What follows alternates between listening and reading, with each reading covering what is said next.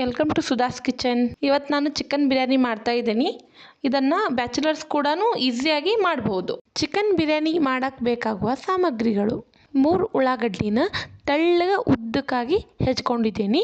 ಟೊಮೊಟೊನು ತೆಳ್ಳಗೆ ಉದ್ದಕ್ಕೆ ಹೆಚ್ಕೊಂಡಿದ್ದೀನಿ. 6 ಲವಂಗ, 2 ಏಲಕ್ಕಿ, 2 ಬಿರಿಯಾನಿ ಎಲೆ, 1 ಇಂಚು ಚಕ್ಕೆ, 1 kg ಚಿಕನ್ ತೊಗೊಂಡಿನಿ.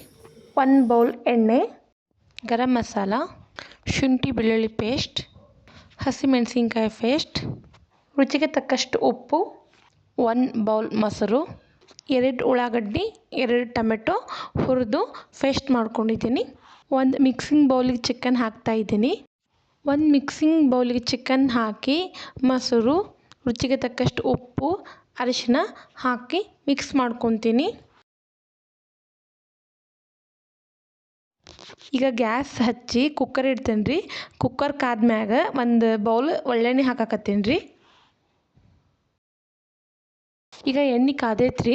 ಅದಕ್ಕೆ 6 ಲವಂಗ, 2 ಏಲಕ್ಕಿ, 2 ಬಿರಿಯಾನಿ ಎಲೆ ಹಾಕಿದ್ಮ್ಯಾಗ ರೀ ಉಳ್ಳಾಗಡ್ಡಿ ಹಾಕಾಕತ್ತೀನಿ ರೀ. ಉಳ್ಳಾಗಡ್ಡಿ ಕೆಂಪಾಗಿ ಫ್ರೈ ಮಾಡ್ಕೋಬೇಕ್ರಿ.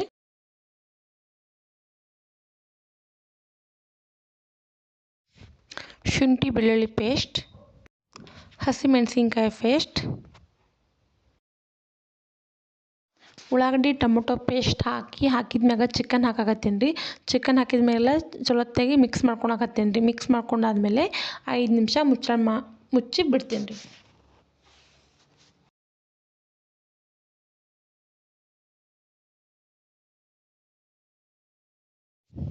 ನೋಡಿರಿ, ಸ್ವಲ್ಪ ಈಗ ಚಿಕನ್ ಬೇಯ್ದಿದೆ. ಅದಕ್ಕೆ ತೊಳೆದಿಟ್ಕೊಂಡಿರುವ ಅಕ್ಕಿಯನ್ನು ಹಾಕಿ ಮಿಕ್ಸ್ ಮಾಡ್ಕೊಳಕತ್ತೀನಿ ರೀ.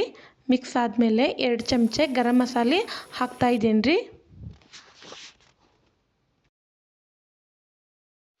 ಕುಕ್ಕರ್ ಮುಚ್ಚಿದಾದ್ಮ್ಯಾಗ ರೀ ಚಿಕನ್ ಬಿರಿಯಾನಿ 1 ಸೀಟಿಗೆ ಆಗಿರ್ತೈತೆ ರೀ.